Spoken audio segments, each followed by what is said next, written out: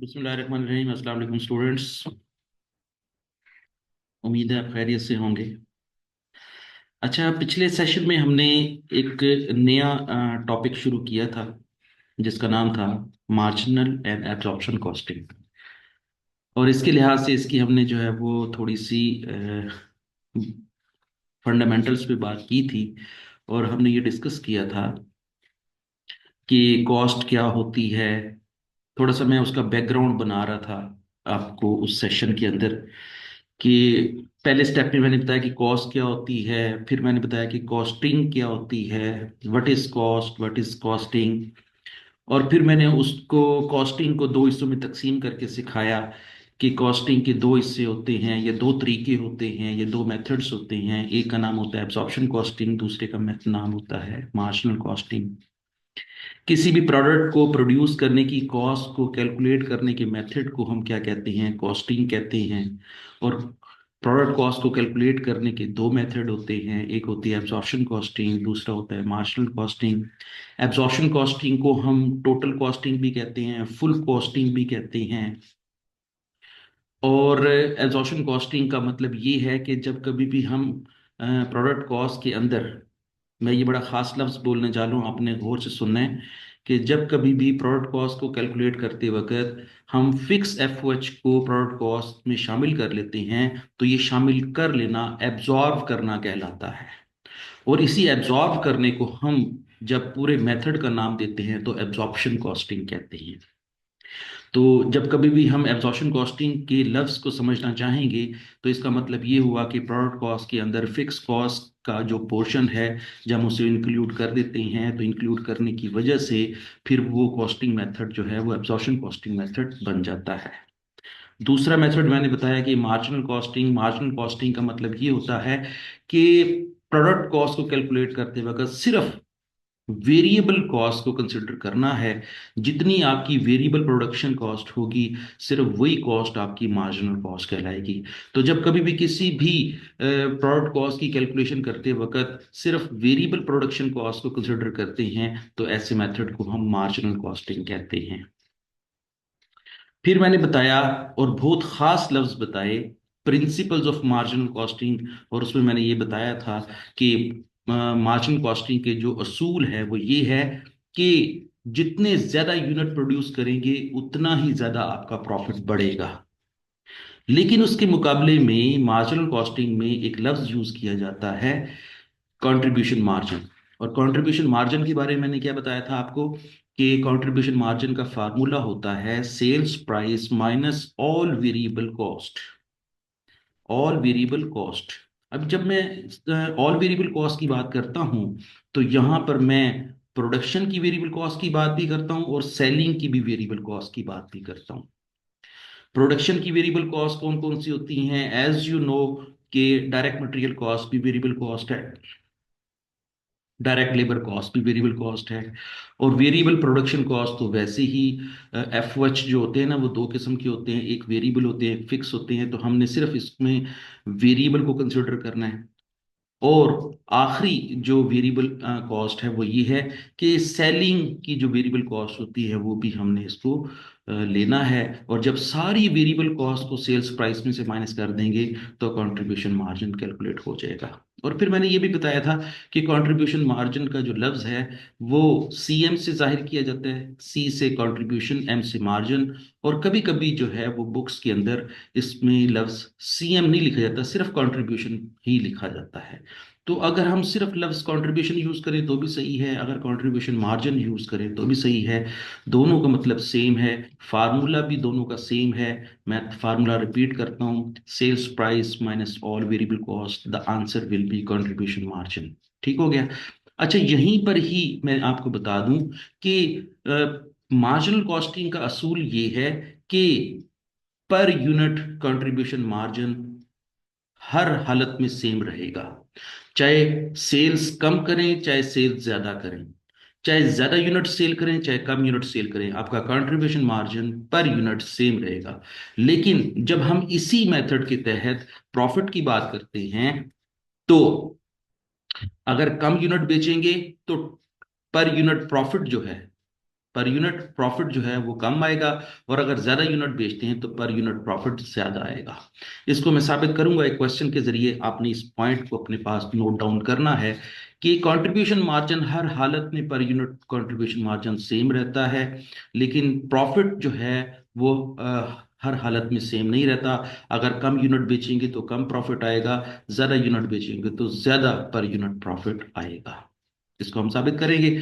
और फिर एक और टेक्निक आपने याद रखनी है कि एब्जॉर्प्शन कॉस्टिंग का जो असूल होता है वो ये होता है कि एब्जॉर्प्शन कॉस्टिंग जो है वो मैचिंग प्रिंसिपल के तहत काम करती है। और मैचिंग प्रिंसिपल ये कहता है कि जिस अरसे में रेवेन्यू जनरेट किया गया है उसी अरसे के अंदर ही हमने एक्सपेंस को रिकग्नाइज करना है, और एक्सपेंस और रेवेन्यू सेम पीरियड में रिकग्नाइज करने हैं। और अगर फॉर एग्जांपल मैं ये कहता हूं, इसको साबित करने के लिए कहता हूं कि हमने कुछ यूनिट प्रोड्यूस किए, और वो यूनिट प्रोड्यूस किए वो इस साल नहीं बिके, वो अगले साल बिके। जब वो अगले साल बिके तो रेवेन्यू भी अगले साल जनरेट हुआ, रेवेन्यू भी अगले साल रिकग्नाइज हुआ। तो हमने चूंकि प्रोडक्शन इस साल की है, तो हमने मैचिंग प्रिंसिपल के तहत उसकी कॉस्ट इस साल रिकग्नाइज नहीं करनी, हमने अगले साल ही रिकग्नाइज करनी है। तो इसका मतलब ये हुआ कि रेवेन्यू और एक्सपेंसेस जो हैं वो एक ही पीरियड में रिकग्नाइज होते हैं मैचिंग प्रिंसिपल के तहत। और मैचिंग प्रिंसिपल के तहत ही एब्जॉर्प्शन कॉस्टिंग जो है वो काम करती है। तो ये बात भी हमने जो है ना वो अपने एक न्यूमेरिकल क्वेश्चन के जरिए साबित करनी है, आपने इसको नोट डाउन करना है। चले, मैंने फिर आपके साथ कंपैरिजन की बात की थी कि जी एब्जॉर्प्शन कॉस्टिंग और मार्जिनल कॉस्टिंग का कंपैरिजन क्या है।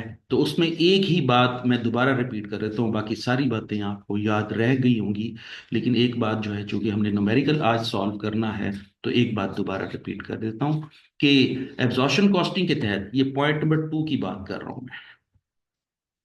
पॉइंट नंबर 2 में मैं बहुत अहम बात करने वाला हूं कि एब्जॉर्प्शन कॉस्टिंग के तहत जो प्रोडक्ट कॉस्ट कैलकुलेट करने का फार्मूला है वो क्या होगा, prime cost plus variable FOH cost plus fix FOH cost. इन तीनों को जमा कर देंगे तो फिर ये आपकी प्रोडक्ट कॉस्ट कहलाएगी। कौन से मेथड के तहत, एब्जॉर्प्शन कॉस्टिंग के तहत। ठीक हो गया।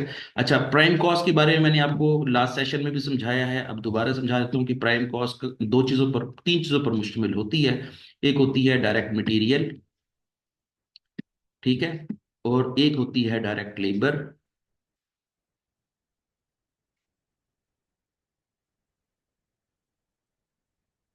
और तीसरी होती है डायरेक्ट एक्सपेंसेस। ठीक है। तो प्राइम कॉस्ट को हमने बार बार डिस्कस किया है, मैंने सिर्फ इधर रिपीट कर रहा हूँ। हमने बार बार डिस्कस किया है कि प्राइम कॉस्ट का कॉन्सेप्ट ये होता है कि तीन चीजों पर जो कॉस्ट मुश्तमिल हो उसको हम प्राइम कॉस्ट कहते हैं, डायरेक्ट मटेरियल, डायरेक्ट लेबर और डायरेक्ट एक्सपेंसेस। अब इन तीनों को लिख लें या सिर्फ एक ही लफ्ज लिख लें प्राइम कॉस्ट तो बिल्कुल ठीक होगा। प्राइम कॉस्ट के अंदर वेरिएबल एफओएच जमा कर देते हैं, फिक्स एफओएच जमा कर देते हैं, तो फिर लफ्ज क्या बन जाता है, product cost under the absorption costing method. अब हम बात कर लेते हैं कि जी जब मार्जिनल कॉस्टिंग के तहत प्रोडक्ट कॉस्ट कैलकुलेट की जाती है, एक यूनिट की कॉस्ट कैलकुलेट की जाती है, तो वो कैसे कैलकुलेट की जाती है। अगेन हमने क्या करना है, प्राइम कॉस्ट लेनी है, और प्राइम कॉस्ट के अंदर सिर्फ वेरिएबल एफओएच लेनी है।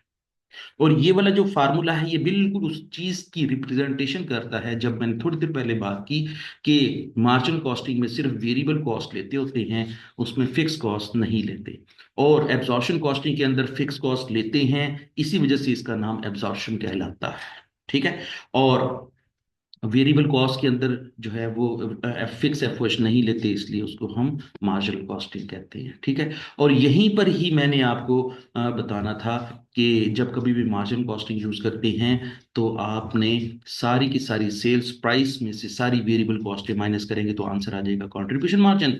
और जब कभी भी हम एब्जॉर्प्शन कॉस्टिंग के तहत सेल्स प्राइस में से प्रोडक्ट कॉस्ट माइनस करते हैं तो आंसर आ जाता है ग्रॉस प्रॉफिट। तो ये बात याद रखनी है, एब्जॉर्प्शन कॉस्टिंग के तहत आंसर का नाम क्या होता है, ग्रॉस प्रॉफिट, और मार्जिन कॉस्टिंग के तहत इसका नाम क्या होता है, कंट्रीब्यूशन मार्जिन। चले, ये बहुत सारी हमने जो है वो रिकैप्चुलेट कर ली है इसको, काफी सारी चीजें हमने दोबारा रिकैप्चुलेट कर ली हैं। अब हम एक सवाल जो है वो लेते हैं और उस सवाल के जरिए हम इन चीजों को डेमोन्स्ट्रेट करते हैं, और इस तरह हमारा ये टॉपिक बड़े अच्छे तरीके से एडवांस कर जाएगा। चलें जी।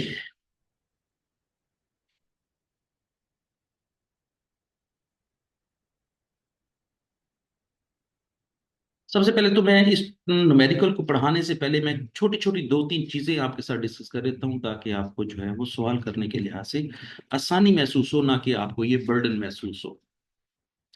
एक बात तो ये जेहन में रखनी है कि इस सवाल के अंदर जो डाटा दिया गया है, वो सारे का सारा जो डाटा है वो, जैसे फॉर एग्जांपल सेल्स प्राइस जो दी हुई ना 600 रुपये, ये आपकी पर यूनिट सेल्स प्राइस दी हुई है। और अगर मैं कहूं आपको कि हमने टोटल सेल्स कैलकुलेट करनी है, तो इसी 600 को मल्टीप्लाई कर देंगे नंबर ऑफ यूनिट सोल्ड के साथ। अगर मिसाल के तौर पर मैं कहता हूं कि एक कंपनी ने 10 यूनिट बेची हैं, तो टोटल सेल कितनी हो जाएगी, 600 मल्टीप्लाई बाई 10, तो आंसर हो जाएगा 6000। तो इसका मतलब ये हुआ कि टोटल सेल का भी अपना फार्मूला होता है, और टोटल सेल का अपना क्या फार्मूला होता है, मैं यहाँ पे नोट डाउन कर देता हूँ, आपको फ्यूचर में सवाल करने के लिहाज से आसानी होगी। Total sales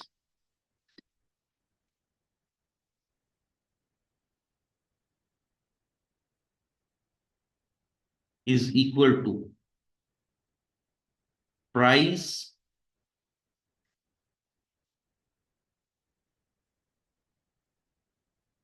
multiply by quantity sold. Quantity sold, या सिंपल वर्ड्स में इसको हम ये भी कह सकते हैं नंबर ऑफ यूनिट सोल्ड। तो जब कभी भी टोटल सेल कैलकुलेट करनी हुआ करेगी, तो इसको मैं और शॉर्ट करके लिख दूं, प्राइस से पी और क्यू से क्वांटिटी। बस इतना सही आप याद कर लें कि टोटल सेल का फार्मूला क्या होता है, price multiply by quantity sold, या फिर प्राइस से पी और क्वांटिटी से क्यू, पी इंटू क्यू। तो जब कभी पी इंटू क्यू करेंगे तो आपको टोटल सेल मिल जाएगी। ठीक है, सवाल के अंदर आपके पास दी होगी पर यूनिट सेल्स प्राइस, लेकिन जब कभी भी टोटल सेल कैलकुलेट करनी होगी, तो फिर आपने जितने यूनिट सोल्ड किए होंगे उससे उसको मल्टीप्लाई कर देंगे, आपकी टोटल सेल्स आ जाएगी। अच्छा, अब यहां पर देखें, वो कहता है कि कॉस्ट कार्ड जो है वो नीचे दिया गया है। तो कॉस्ट कार्ड में आपकी सेल्स प्राइस तो मैंने डिस्कस कर ली कि सेल्स प्राइस, एक यूनिट की सेल्स प्राइस 600 रुपये है। डायरेक्ट मटेरियल जो है वो एक यूनिट के ऊपर 200 रुपये है। 200 रुपये एक यूनिट के ऊपर है, और अगर 2 यूनिट बनाएंगे तो कितनी कॉस्ट होगी, 400 रुपये। 3 यूनिट बनाएंगे तो कितनी कॉस्ट होगी, 600 रुपये। तो इसका मतलब ये हुआ कि जो कॉस्ट प्रोडक्शन के साथ साथ बढ़ती है, या प्रोडक्शन के घटने के साथ साथ घटती है, ऐसी ही कॉस्ट को हम वेरिएबल कॉस्ट कहते हैं। तो इसका मतलब ये हुआ कि जी जो डायरेक्ट मटेरियल कॉस्ट है वो आपकी कौन सी कॉस्ट है, वेरिएबल कॉस्ट है। इसी तरीके से डायरेक्ट लेबर कॉस्ट भी जो है ना वो 150 रुपये दी हुई, ये भी आपकी वेरिएबल कॉस्ट है। डायरेक्ट एक्सपेंसेस सवाल में जो है वो निल है, कोई पैसे खर्च नहीं हुए होंगे, इसलिए यहाँ पर निल लिखा हुआ है। तो इसका मतलब ये हुआ कि आपकी जो डायरेक्ट मटेरियल है और जो डायरेक्ट लेबर है, इन दोनों को अगर हम जमा करें तो हमारी जो टोटल आएगा वो 350 आएगा। और ये 350 क्या है, असल में प्राइम कॉस्ट है। मैं यहां पर इसको पीसी लिख रहा हूं। ये 350 क्या है, प्राइम कॉस्ट। अभी थोड़ी देर पहले हमने एक फार्मूला रिकैप्चुलेट किया था, जिसमें हमने जिक्र किया था कि जी जब प्राइम कॉस्ट को हम कैलकुलेट करते हैं तो वो तीन चीज़ों को जमा करते हैं, डायरेक्ट मटेरियल, डायरेक्ट लेबर और डायरेक्ट एक्सपेंसेस। इन तीनों को जमा करें तो आपकी प्राइम कॉस्ट आती है। देखें ये लफ्ज लिखा भी हुआ है प्राइम कॉस्ट, और हमारी प्राइम कॉस्ट कितनी है, $350 है। फिर उसने लिखा हुआ है कि वेरिएबल प्रोडक्शन ओवरहेड, मैंने फार्मूले में भी मेंशन किया था, वेरिएबल प्रोडक्शन ओवरहेड जो है वो 50 रुपये हैं, एक यूनिट के ऊपर 50 रुपये हैं। 2 यूनिट के ऊपर कितने हो जाएंगे, 100 रुपये हो जाएंगे। 3 यूनिट के ऊपर कितने हो जाएंगे, 150 रुपये हो जाएंगे। तो इस तरह ये जैसे जैसे यूनिट प्रोड्यूस बढ़ाते जाएंगे आपकी कॉस्ट भी बढ़ती जाएगी। ठीक हो गया। और बड़ा इंटरेस्टिंग सा पॉइंट कि आपकी फिक्स एफ जो है वो $100 जो है वो दी हुई है। लेकिन ये बात याद रखनी है कि ये $100 जो दी हुई है, इसी को ही हमने अपने पिछले चैप्टर के अंदर OAR पढ़ा है। ये बात बहुत जबरदस्त तरीके से नोट डाउन कर लें कि जो फिक्स एफ दिया हुआ है, फिक्स प्रोडक्शन ओवरहेड दिया हुआ है, इसको हम OAR पढ़ के आए हैं पिछले चैप्टर में। और ये OAR का मतलब ये है कि एक यूनिट के ऊपर हमारी फिक्स कॉस्ट कितनी है, 100 है। ठीक है। और ये 100 भी कैसे कैलकुलेट किया है, ये मैं किसी वक्त क्वेश्चन जब सॉल्व करूंगा तो बताऊंगा कि ये 100 कैसे कैलकुलेट किया था हमने। ठीक है, ये मैं आपको बाद में बताऊंगा जब क्वेश्चंस को सॉल्व करेंगे। अच्छा जी, अब वो आपको कह रहा है कि टोटल कॉस्ट आपकी कितनी है, 500। ये आपकी टोटल कॉस्ट 500 है। लेकिन ये बात याद रखनी है कि ये टोटल कॉस्ट 500 का मतलब ये है कि एक यूनिट की कॉस्ट कितनी है, 500 है। ये बात याद रखनी है। ठीक हो गया। चलिए अब हम थोड़ा सा और आगे चलते हैं। फिक्स कॉस्ट जो दी हुई है वो कितनी है? Fixed cost have been estimated 1,20,000। आपकी फिक्स कॉस्ट जो है वो 1,20,000 दी हुई है। ठीक है। अच्छा, और ये टोटल फिक्स कॉस्ट है, ये बात जेब में रख ले कि ये जो आपकी फिक्स कॉस्ट दी हुई है ये टोटल फिक्स कॉस्ट है। ठीक है, टोटल फिक्स कॉस्ट। बड़ा इंटरेस्टिंग होने वाला है ये सवाल, और इसमें आपके पास बहुत सारा लर्निंग का जो है ना वो एक ऑप्शन मिलने वाला है, कि आप एक मौका मिलने वाला है कि आप बहुत कुछ यहाँ पर इस सवाल में या इस टॉपिक में आप बहुत कुछ आज के सेशन में सीख सकते हैं। लें जी, वो बात बहुत दूर नहीं रही। मैंने अभी कहा था कि आपको ओ ए आर कैलकुलेट करना सिखाऊंगा। तो देखिए, ओ ए आर कैलकुलेट करने का फार्मूला होता है, मैं यहाँ पर लिख देता हूँ, O A R is equal to total fix cost. Total fixed, मैं लिख रहा हूं टी एफ,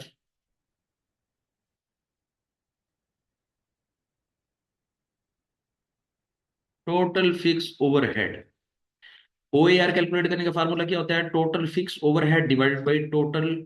अच्छा, यहां पर मैं आपको जो डिवाइड करने के लिहाज से मैं आपको थोड़ा सा याद करवाता हूं कि हमने ओ ए आर को कैलकुलेट करने के लिहाज से 5 मेथड पढ़े थे, और उसमें सबसे जो पहला मेथड पढ़ा था वो था number of unit produce method. ठीक है, और number of unit produce method क्या कहता है कि जी estimated number of unit produce method का लफ्ज भी यूज किया था, कि जी हमने फ्यूचर में जितने यूनिट प्रोड्यूस करेंगे उसी के लिहाज से ही हम ओ ए आर कैलकुलेट करना सीखे थे। अब देखिए, हमारे इस सवाल के अंदर उसने लिखा हुआ है कि हमने फ्यूचर में 1200 यूनिट प्रोड्यूस करनी है। क्योंकि ये कंपनी जो है ना लैंप्स बनाने वाली कंपनी है। ठीक है, ये बात याद रख लें, ये कंपनी कोई लैंप बनाने वाली कंपनी है, तो इसने जो है ना वो फ्यूचर में लैंप बनाने हैं। तो फ्यूचर में जो लैंप बनाने हैं वो कितने बनाने हैं? 1200। तो हमारी यहाँ पर लिखेंगे number of unit produce, number of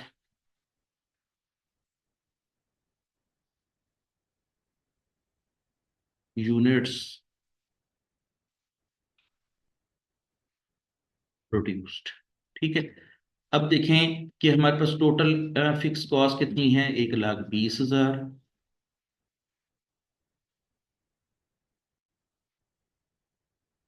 और हमारे नंबर यूनिट प्रोड्यूस कितने हैं? सही है, मैं इसको एक्सपेक्टेड नंबर ऑफ यूनिट या estimated number of unit produce कितने हैं? 1200 यूनिट हैं। ठीक है, अब 1,20,000 को 1200 पे तकसीम करेंगे तो हमारे ओ ए आर कितना आ जाएगा? 100। और यही जो मैंने 100 है यहाँ पर मैंने आपको बताना था कि ये आपका 100 इस तरह कैलकुलेट होगा। तो ये बात याद रख लें, हमने फ्यूचर में भी ये चैप्टर को कंटिन्यू करना है। आज एक स्टूडेंट ने भी क्वेश्चन किया था, एक व्हाट्सएप के जरिए क्वेश्चन किया स्टूडेंट ने कि सर ये जो ओ ए आर कैलकुलेट करते हैं, आया ये O A R fix F O H का कैलकुलेट करते हैं या वेरिएबल एफ ओ एच का भी कैलकुलेट करते हैं? तो ये बात याद रख लें कि बेसिकली जो ओ ए आर का कॉन्सेप्ट है वो फिक्स एफ ओ एच के लिहाज से है। तो हमने जहां कहीं भी फिक्स प्रोडक्शन ओवरहेड देखने हैं तो फिक्स प्रोडक्शन ओवरहेड जो होते हैं वो एज ए होल क्वेश्चन में दिए होते हैं और एज ए होल ही नजर आते हैं। हमने क्या करना होता है? हमने एक यूनिट की कॉस्ट कैलकुलेट करनी होती है, और एक यूनिट की कॉस्ट को कैलकुलेट करने के लिहाज से हमने क्या करना होता है? जितने यूनिट प्रोड्यूस करने वाले होते हैं फ्यूचर में उससे डिवाइड कर देते हैं, तो हमारा एक यूनिट की कॉस्ट जो है ना वो कैलकुलेट करने का अमाउंट वो कैलकुलेट हो जाता है। तो हमारा ओ A are, O A are क्या होगा? Overhead absorption rate. Overhead absorption rate. और अब देखिए, हमने अपनी कॉस्ट के अंदर इसको जो है ना वो शामिल कर लिया है। शामिल करने का जो प्रोसेस होता है उसको हम एब्जॉर्प्शन कहते हैं। ये था थोड़ा सा क्लैरिफिकेशन, मैं ये चाह रहा था कि आपको शुरू में ही बता दूं, और क्वेश्चन ऐसा पढ़े कि आपको एक एक चीज जो है वो बिल्कुल बेहतरीन तरीके से समझ आ जाए। मैं नहीं चाहता कि स्टूडेंट्स जो है ना वो किसी भी लिहाज से एक ऐसा टेक्निकल सब्जेक्ट जो कि कॉस्टिंग का सब्जेक्ट है उसके अंदर जो है ना वो किसी किस्म की क्रैमिंग करें या किसी किस्म के रटे लगाएं। मैं ये चाहता हूँ कि बच्चे जो है ना वो टेक्निकल तरीके से जो है ना वो चीज़ों को समझें, अपने क्वेश्चन की एक एक चीज को बारीकी से समझें, और फिर क्वेश्चन जब सॉल्व करने के लिए बैठे तो फिर उनको किसी किस्म की कोई परेशानी ना हो। चलें, अब वो क्या कहना चाह रहा है, वो कहता है let us look at the cost and revenue involve in the different volumes of lamp sold. वो कहता है कि जी कंपनी अगर 1200 यूनिट बेचती है तो फिर प्रॉफिट की सिचुएशन क्या होती है, और अगर 1500 यूनिट बेचती है तो फिर प्रॉफिट की सिचुएशन क्या होती है। तो आप भी जरा थोड़ी देर के लिए कैलकुलेटर उठा लें, मैं भी आपके साथ जो है ना वो इसकी वर्किंग करूंगा, क्योंकि ये क्वेश्चन जो है ना वो पहले से सॉल्व शुदा है। मैं ये चाह रहा हूँ कि आप इसको मेरे साथ जल्दी जल्दी कर लें, ताकि जो है ना वो जो चीज़ समझाने वाली है, कैलकुलेट करने वाली, वो तो मैं कैलकुलेट कर दूं, समझा दूं, लेकिन जो चीज़ पहले से ही सॉल्व शुदा है उसको मजीद सॉल्व करने की ज़रूरत नहीं है। मैं आपको इसको साथ साथ ही बता दूंगा। एक आपने टोटल सेल्स का फार्मूला याद रखना है, और दूसरा आपने OAR का फार्मूला याद रखना है, और फिर उसके बाद फिर मैं आपको पिछले सेशन में बता चुका हूँ कि आपकी जो नंबर ऑफ यूनिट सोल्ड अगर बढ़ जाते हैं तो आपका नेट प्रॉफिट पर यूनिट बढ़ेगा, लेकिन अगर नंबर ऑफ यूनिट सोल्ड बढ़ भी जाते हैं तो फिर भी आपका contribution margin per unit same रहेगा। हमने इसको साबित करना है। अब इस वक्त जो न्यूमेरिकल कर रहे हैं उसमें ये सारी बातें हमने साबित करनी है। चलें जी, मैं इसको थोड़ी देर के लिए इरेज कर देता हूँ। जो चीज़ें जो है ना वो हमें कैलकुलेशन करते वक्त प्रॉब्लम करेंगी, मैं इनको इरेज कर देता हूँ।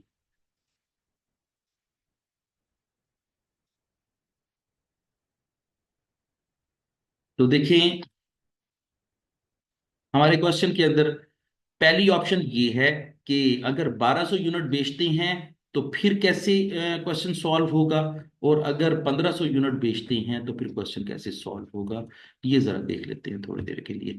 यहां पर लिखा हुआ है रेवेन्यू, सेल्स रेवेन्यू 7,20,000। ये 7,20,000 कैसे आया होगा? ये 7,20,000 आया होगा कि हमने P/Q के फार्मूले से आया होगा। P क्या है आपकी 600, और Q क्या है 1200।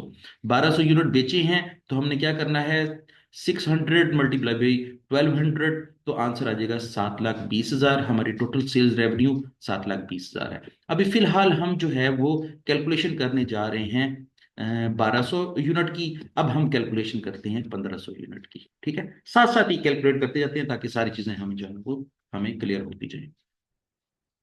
अच्छा जी, तो देखें ये 9 लाख कैसे आया होगा, 600 ज़रब 1500, तो ये आंसर आ गया होगा 9 लाख रुपए। ठीक है, अब आते हैं डायरेक्ट मटेरियल की तरफ। डायरेक्ट मटेरियल में हमने अभी थोड़ी देर पहले पढ़ा है, डाटे के अंदर पढ़ा है कि एक यूनिट की कॉस्ट 200 रुपये है। तो फिर हमने यहां पर तो 1200 यूनिट जो है ना वो बेच रहे हैं, या 1200 यूनिट बना रहे हैं, तो फिर क्या होगा 1200 ज़रब 200, तो ये 2,40,000 आ जाएगा। यहां पर क्या होगा, 200 यूनिट की कॉस्ट है ना, एक यूनिट की कॉस्ट है 200, और यहां पर कितने यूनिट बना रहे हैं और बेच रहे हैं 1500, तो 1500 ज़रब 200 तो ये 3 लाख हो जाएगा। आप भी साथ साथ चेक करते जाएं। 1,80,000 कैसे आया होगा, एक यूनिट की कॉस्ट जो है वो सवाल के अंदर दी हुई है, मैं आपको दिखा देता हूं थोड़ी देर के लिए। एक यूनिट की कॉस्ट कितनी है, 150 रुपये। ठीक है, 150 रुपये जो है वो क्या है, डायरेक्ट लेबर कॉस्ट है। 150 को जरब देंगे 1200 यूनिट्स के साथ तो ये आ जाएगा 1,80,000, और अगेन 150 को जरब देंगे 1500 यूनिट के साथ तो ये 2,25,000 आ जाएगा। डायरेक्ट एक्सपेंसेस आपके सवाल के अंदर नहीं दिए हुए, इसलिए नील छोड़ा हुआ है, यहाँ पर भी नील कर देंगे। अब देखें आप, हमने डायरेक्ट मटेरियल को, डायरेक्ट लेबर को और इन दोनों को जमा किया तो आपका आंसर आ गया प्राइम कॉस्ट। इस वक्त हमारी प्राइम कॉस्ट कितनी है, 4,20,000। चेक कर लें। अच्छा, यहां पर 3 लाख जमा 2,25,000 तो हमारी प्राइम कॉस्ट कितनी हो जाएगी, 5,25,000। अगर हम 1200 यूनिट बनाएंगे तो 4,20,000 पे कॉस्ट अदा करेंगे, लेकिन 1500 यूनिट बनाएंगे तो हम 5,25,000 अदा करेंगे। ठीक हो गया। अच्छा, अब देखिए नेक्स्ट चलते हैं। वेरिएबल प्रोडक्शन ओवरहेड सवाल में दिए हुए हैं। वेरिएबल प्रोडक्शन ओवरहेड आपने अभी थोड़ी देर पहले देखे हैं, 50 रुपए पर यूनिट दिए हुए हैं। ये देखें, ये 50 रुपए पर यूनिट दिए हुए हैं। तो ये प्रोडक्शन वेरिएबल प्रोडक्शन ओवरहेड है। हम इसको जो है ना वो करते हैं। अगर 1200 यूनिट बनाएंगे तो 1200 ज़रब 50 करेंगे तो 60,000 हो जाएगा। 1500 यूनिट बनाएंगे तो 1500 ज़रब 50 करेंगे तो 75,000 हो जाएगा। ठीक है। अच्छा, अब देखें, 4,20,000 हमारी जो है वो प्राइम कॉस्ट है, और 60,000 पे हमारी वेरिएबल ओवरहेड कॉस्ट है। और अगर हम मार्जिनल कॉस्ट इसकी कैलकुलेट करें, मार्जिनल कॉस्ट का क्या फार्मूला पढ़ा था हमने, मैं जरा टिप्स पे गिनवाता हूं आपको, कि जब कभी भी मार्जिनल कॉस्टिंग के तहत हम जब प्रोडक्ट कॉस्ट कैलकुलेट करते हैं तो उसमें क्या होता है, तीन चीजें होती हैं, direct material, direct labour direct expenses और वेरिएबल ओवरहेड। ठीक है, इस सवाल में चूंकि डायरेक्ट एक्सपेंसेस नहीं है तो इसलिए हमारे पास डायरेक्ट मटेरियल, डायरेक्ट लेबर और वेरिएबल ओवरहेड दिए हुए हैं, और इन सारों को मिला के कितने पैसे बन जाते हैं? 4,80,000। ठीक है, तो हमारी 1200 यूनिट बनाने की कॉस्ट कितनी है? 4,80,000। ठीक हो गया। हमने क्या करना है, चूंकि अभी हम पढ़ के आए हैं थोड़ी देर पहले कि जब कभी भी हम कंट्रीब्यूशन मार्जिन कैलकुलेट करते हैं या सिर्फ लफ्स कंट्रीब्यूशन कैलकुलेट करते हैं तो सारी वेरिएबल कॉस्टें माइनस करते हैं। तो इस सवाल के अंदर हमारे पास जो है वो टोटल सेल दी हुई है 4,20,000 पे। 4,20,000 में से सारी वेरिएबल कॉस्टें बनती हैं 4,80,000। तो 7,20,000 में से 4,80,000 माइनस करेंगे तो हमारा कंट्रीब्यूशन मार्जिन कितना हो जाएगा? 2,40,000। यहां तक मैं रुकता हूं आपके साथ, और मुझे आप अपनी अंडरस्टैंडिंग के बारे में मुझे बताएंगे कि आपने इसको कहाँ तक समझ लिया है, फिर उसके बाद आगे चलेंगे। 720,000 minus 480,000, the answer will B 240,000। ये आपका कंट्रीब्यूशन मार्जिन है, और ये कितने यूनिट्स का कंट्रीब्यूशन मार्जिन है? 1200 यूनिट्स का कंट्रीब्यूशन मार्जिन है। ठीक है, अब हम आगे चलते हैं थोड़ा सा। हमारे पास जब 1500 यूनिट बेचते थे तो हमने 9 लाख के रुपए की रेवेन्यू जनरेट किया था, और उसमें से हमारा जो है 6 लाख रुपए की आपकी मार्जिनल कॉस्ट आ गई थी, प्रोडक्ट कॉस्ट आ गई थी। और ये 6 लाख रुपए कैसे आई है? 5,25,000 जमा 75,000, ये 6 लाख रुपए आ गई। अब हमने कंट्रीब्यूशन मार्जिन कैलकुलेट करना है। 9 लाख में से 6 लाख रुपए मार्जिनल कॉस्ट माइनस करते हैं तो आंसर क्या आ जाएगा? 3 लाख रुपए। इसका मतलब ये हुआ कि आपका कंट्रीब्यूशन मार्जिन 1200 यूनिट्स पे 2,40,000 है, और 1500 यूनिट्स पे आपका 3 लाख है। ठीक है, अच्छा। अब देखें, फिर मैंने आपको बताया था लास्ट सेशन में कि जब नेट प्रॉफिट कैलकुलेट करना होता है तो फिर कंट्रीब्यूशन मार्जिन में से हमने फिक्स कॉस्ट माइनस करनी होती है।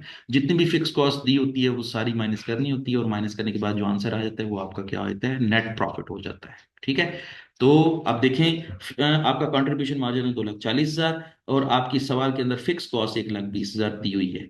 ये कहाँ पे 1,20,000 दी हुई? देखें, ये मैंने यहाँ पर आपसे ये बात की थी कि 1,20,000 रुपये की फिक्स कॉस्ट दी हुई है। आपने क्या करना है? 2,40,000 में से 1,20,000 माइनस करेंगे तो ये आपका नेट प्रॉफिट आ जाएगा 1,20,000 रुपये। ठीक हो गया। अच्छा, जब हम 1500 यूनिट बेचते थे तो हमारा कंट्रीब्यूशन मार्जिन 3 लाख था, लेकिन हमारी फिक्स कॉस्ट वही 1,20,000 ही होगी। देखें, जो फिक्स कॉस्ट होती है ना, वो किसी भी लेवल पे सेम रहती होती है। फिक्स कॉस्ट का मतलब ही यही है ना कि फिक्स है। चाहे आप ज्यादा प्रोडक्शन करें चाहे आप कम प्रोडक्शन करें, आपको फिक्स अमाउंट जो है वो कॉस्ट अदा करनी पड़ेगी। तो एक ऐसी अमाउंट जो कि जो ना फिक्स कॉस्ट है वो है, चाहे वो 1500 यूनिट बेचे तो भी 1,20,000 है, 1200 यूनिट बेचे तो भी 1,20,000 है। अब देखते हैं कि अब हमारा नेट प्रॉफिट क्या है। 3 लाख में से 1,20,000 माइनस करेंगे तो आंसर कितना आ जाएगा? 1,80,000। और इस तरह आपका नेट प्रॉफिट 1500 यूनिट बेचने से 1,80,000 आ गया। अब एक और नई चीज जो कि मैंने आपके साथ पिछले सेशन में बात की थी कि मैं आपके साथ एक चीज वेरीफाई करूंगा। मैंने क्या कहा था? मैंने कॉन्सेप्ट बोला था कि पर यूनिट कंट्रीब्यूशन मार्जिन चाहे किसी भी लेवल पर कैलकुलेट करें सेम आएगा। 1200 यूनिट बेचे हैं, इसका कंट्रीब्यूशन मार्जिन पर यूनिट कितना है, और 1500 यूनिट बेचे हैं, इसका कंट्रीब्यूशन मार्जिन पर यूनिट कितना है, ये हम वेरीफाई करते हैं। जरा देखें, टोटल कंट्रीब्यूशन मार्जिन कितना है? 2,40,000। ये देखें, टोटल कंट्रीब्यूशन मार्जिन कितना है? 2,40,000। और total number of unit sold कितने हैं? 1200। 2,40,000 को 1200 पे तकसीम करेंगे तो आंसर हमारा आ जाएगा 200। ये चेक कर लें।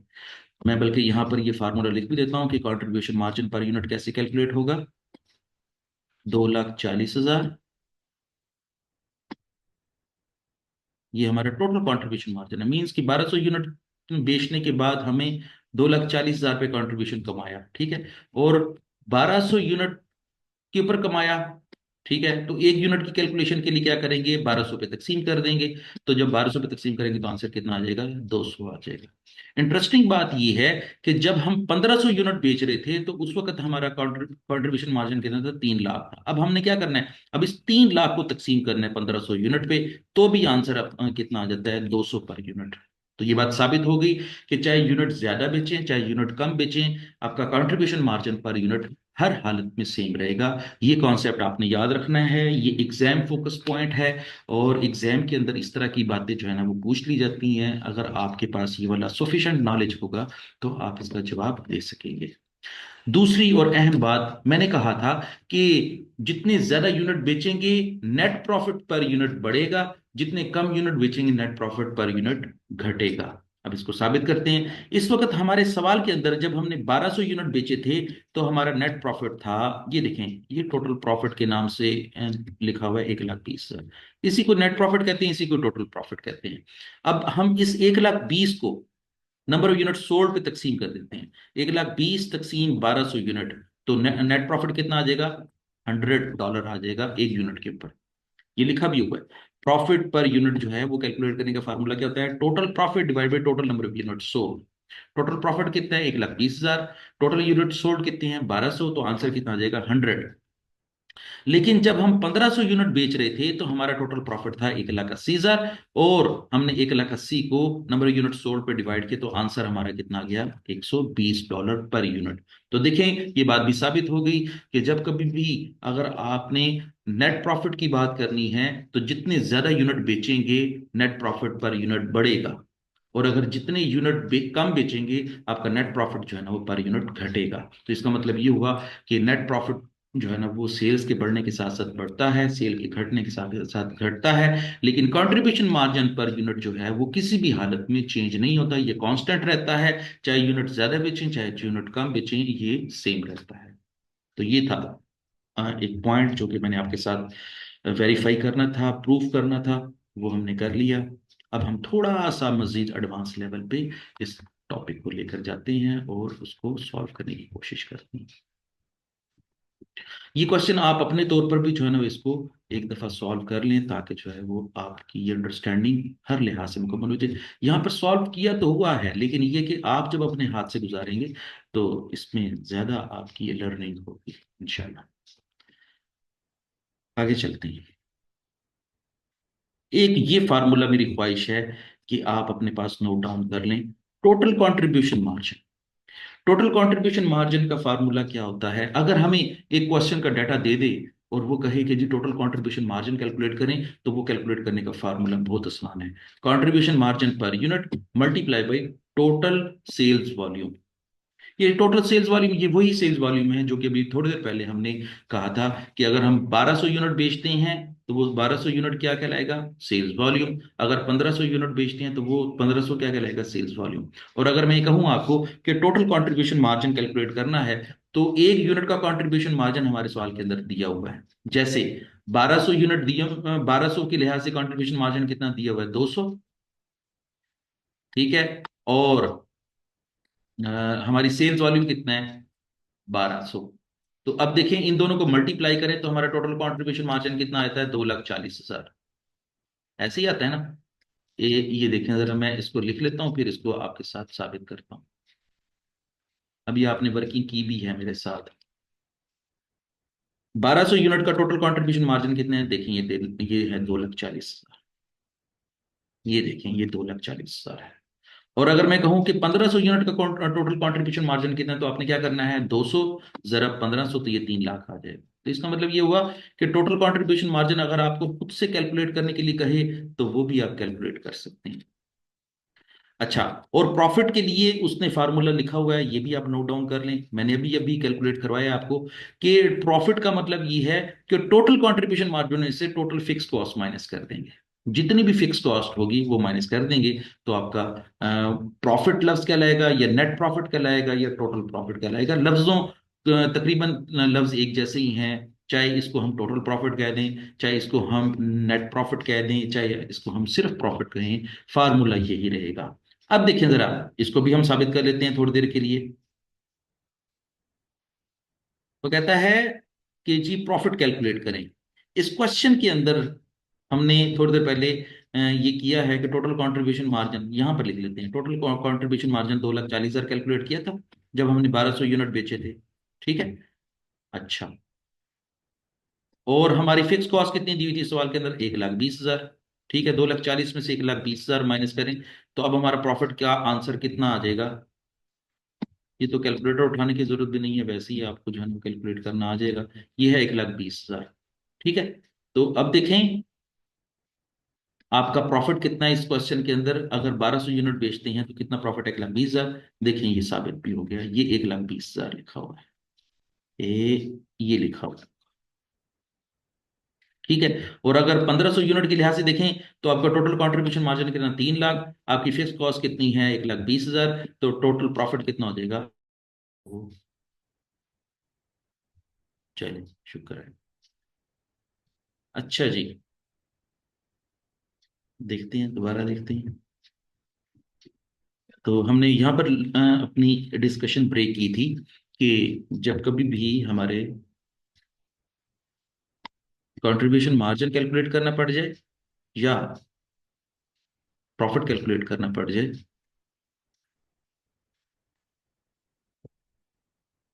तो फार्मूला ये हो। अब हम एक और क्वेश्चन जो है वो ट्राई करते हैं। आप भी डेटा पढ़ लें। एक कंपनी है, उसकी direct material cost per unit है $3 पर यूनिट। और डायरेक्ट लेबर कॉस्ट कितनी है, 6 per unit. Variable production overhead कितनी है, 2। फिक्स प्रोडक्शन ओवरहेड कितनी है, 4। और ये 4 क्या है, ये नोट डाउन कर लें, ये OAR है, ओवरहेड एब्जॉर्प्शन रेट है। ठीक है। और वेरिएबल सेलिंग कॉस्ट कितनी है, 5।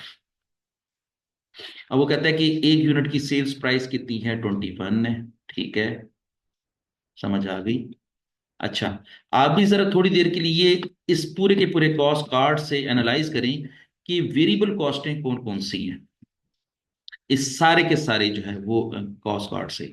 तो मैं भी आपके साथ हेल्प करता हूं। एक ये वेरिएबल कॉस्ट है, ये वेरिएबल कॉस्ट है, ये वेरिएबल कॉस्ट है, और एक ये वाली वेरिएबल कॉस्ट है, 5। ये जो 4 है ये आपकी फिक्स कॉस्ट है। ठीक है। और अगर मैं ये कहूं आपको कि मार्जिनल कॉस्टिंग के तहत आपकी वेरिएबल कॉस्ट पर यूनिट कितनी है या ऑल वेरिएबल कॉस्ट कितनी है, तो आप कहेंगे 3 + 6 + 2 + 5। ठीक है। तो इन सारों को जमा करने से आपकी जो वेरिएबल कॉस्ट आती है, सिर्फ वेरिएबल कॉस्ट, वो आती है, आई थिंक 16 आती है। 3 + 16। तो आपकी वेरिएबल कॉस्ट कितनी है, एक यूनिट की वेरिएबल कॉस्ट कितनी है, 16। ठीक है। और एक यूनिट की सेलिंग प्राइस कितनी है, 21। और मैं कहूं आपको कि एक यूनिट का कंट्रीब्यूशन मार्जिन कितना है, तो आप कहेंगे 5। एक यूनिट का कंट्रीब्यूशन मार्जिन कितना है, तो वो कितना है, 5। और अगर मैं ये कहूं आपको, यहीं पर मैं कहूं आपको कि टोटल कंट्रीब्यूशन मार्जिन कैलकुलेट करें, तो आप इसी 5 को मल्टीप्लाई करेंगे नंबर ऑफ यूनिट सोल्ड के साथ। जितने यूनिट सोल्ड किए होंगे उसको मल्टीप्लाई कर देंगे 5 के साथ, तो आपका टोटल कंट्रीब्यूशन मार्जिन आ जाएगा। ठीक है। अच्छा चलिए, थोड़ा सा और आगे आगे डाटा लेके चलते हैं। मैंने ये यहां तक आपको डाटा समझा दिया है। वो कहते हैं कि budgeted fixed overheads are based on the budgeted production 5,000 units.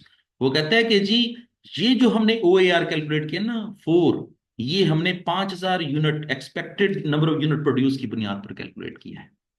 कि जितनी भी आपकी फिक्स कॉस्ट होगी, आपने उसको डिवाइड करना है 5,000 यूनिट के साथ।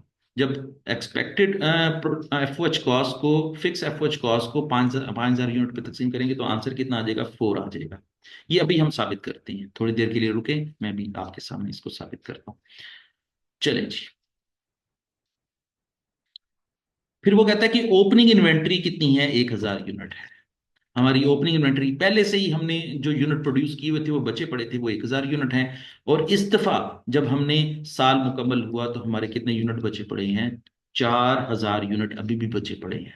अब जरा देखें, वो कहता है कि जी सेल्स कितनी है, 3,000 यूनिट हमारी सेल्स है। तो इसका मतलब क्या हुआ, 1 मिनट के लिए जरा आप थोड़ी देर के लिए सोचें कि आपने 3,000 यूनिट बेच के भी आपकी एंडिंग इन्वेंट्री कितनी है, 4,000 यूनिट है। इसका मतलब ये हुआ कि टोटल आपके पास कितने यूनिट होंगे, 7,000 यूनिट होंगे। 7 में से 1,000 यूनिट तो पहले के पड़े हुए हैं, तो इस पीरियड में कितने यूनिट प्रोड्यूस किए हैं, 6,000 यूनिट।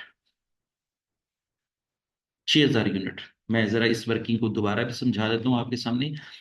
मैंने एक दफा आपके साथ एक फार्मूला शेयर किया था, मैं दोबारा उस फार्मूले को जो है ना वो आपके साथ रिपीट करता हूं। कि अगर मैं कहूं आपको कि ओपनिंग इन्वेंट्री हमारे पास 1,000 यूनिट दी हुई है, मैं फार्मूले को दोबारा नहीं लिखता, बस कैलकुलेशन सिखा देता हूँ। 1,000 यूनिट पहले से पड़े हुए हैं, ठीक है। और न्यू प्रोडक्शन हमने कितनी की है वो हमें नहीं पता, वो क्वेश्चन मार्क है। ओपनिंग इन्वेंट्री के अंदर न्यू प्रोडक्शन जमा करें तो हमारे पास number unit available for production आ जाते हैं कि इतने यूनिट हमने प्रोड्यूस कर लिए हैं। ठीक है, उसमें से जितने सेल हो जाते हैं वो माइनस कर देते हैं। अच्छा, मैं ये फार्मूला जरा दोबारा लिख देता हूँ, आपको याद आ जाएगा। ओपनिंग इन्वेंट्री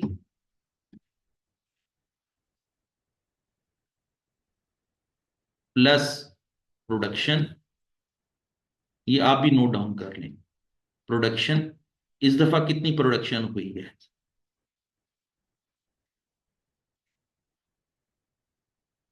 ठीक है।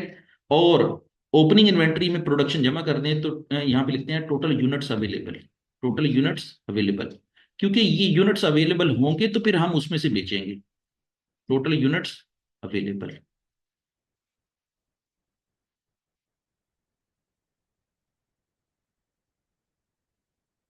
और उसमें से माइनस कर देते हैं सेल्स। मैं यहाँ पे प्लस का निशान लगा, और यहाँ पे क्या करते हैं, जितने यूनिट सेल हुए हैं वो माइनस कर देते हैं।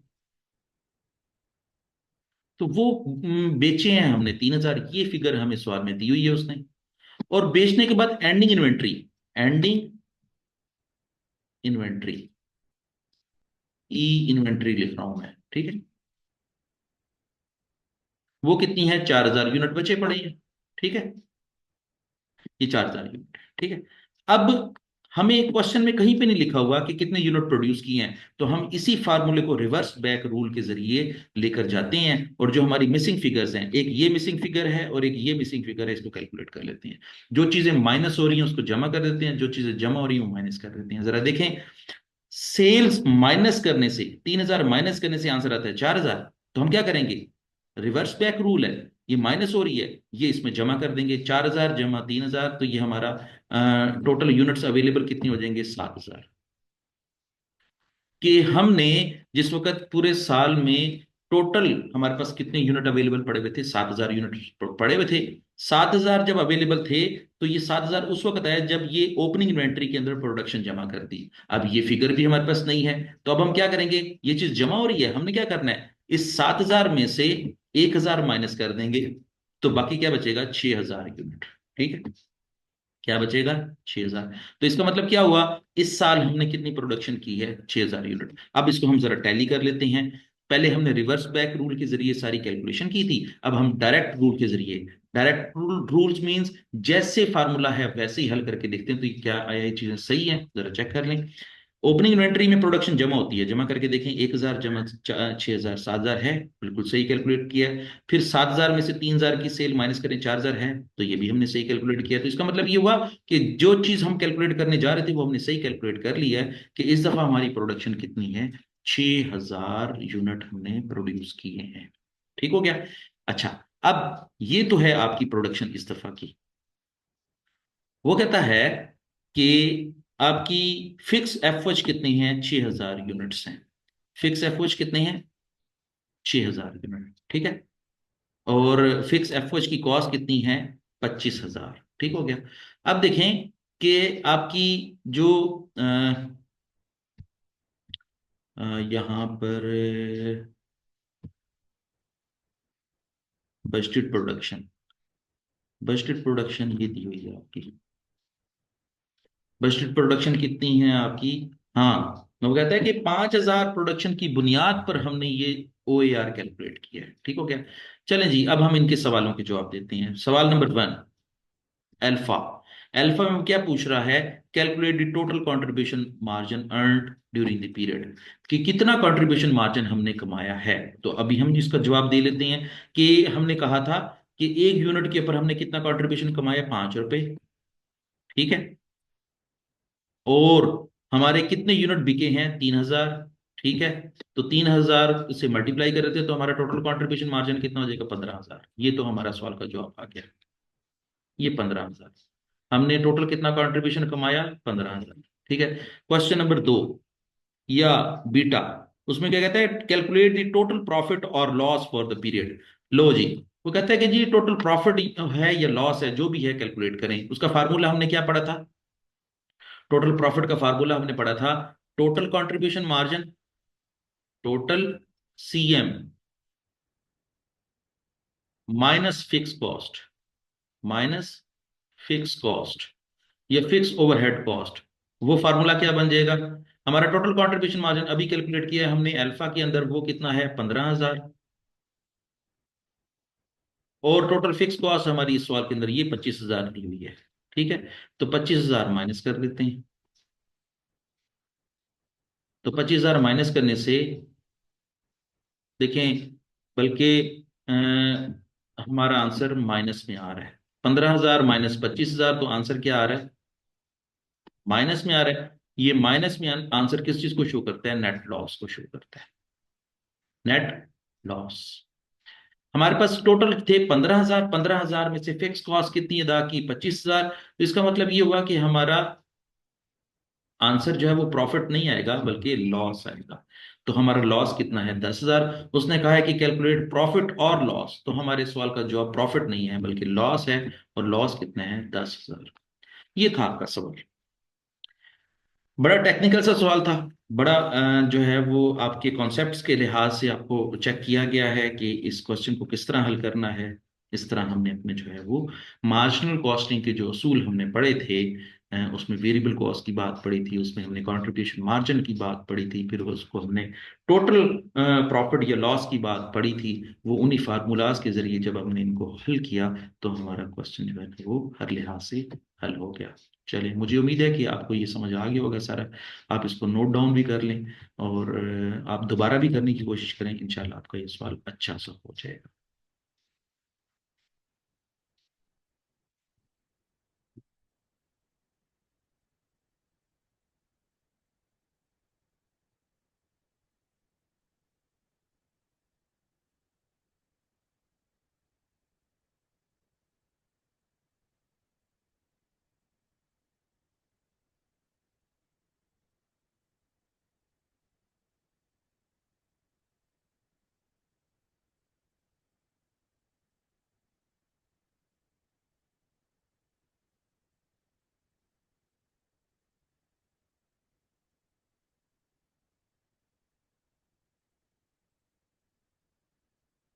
चलें, मार्जिनल कॉस्टिंग के लिहाज से हमारी थोड़ी सी प्रैक्टिस और दो न्यूमेरिकल हमने सॉल्व कर ली हैं। मुझे उम्मीद है कि आपको इसकी समझ आ गई होगी। अगले सेशन के अंदर हम एब्जॉर्प्शन कॉस्टिंग की बात करेंगे और एब्जॉर्प्शन कॉस्टिंग के न्यूमेरिकल हल करेंगे। और फिर उसके बाद एक मुकम्मल प्रॉफिट स्टेटमेंट बनाना सीखेंगे। एक एग्जाम क्वेश्चन करना सीखेंगे जिसके जरिए जो है वो हमारा ये टॉपिक मजीद एडवांस कर जाएगा। चलें, अब तक के लिए इतना ही है। नेक्स्ट सेशन के लिए फिर अल्लाह हाफिज।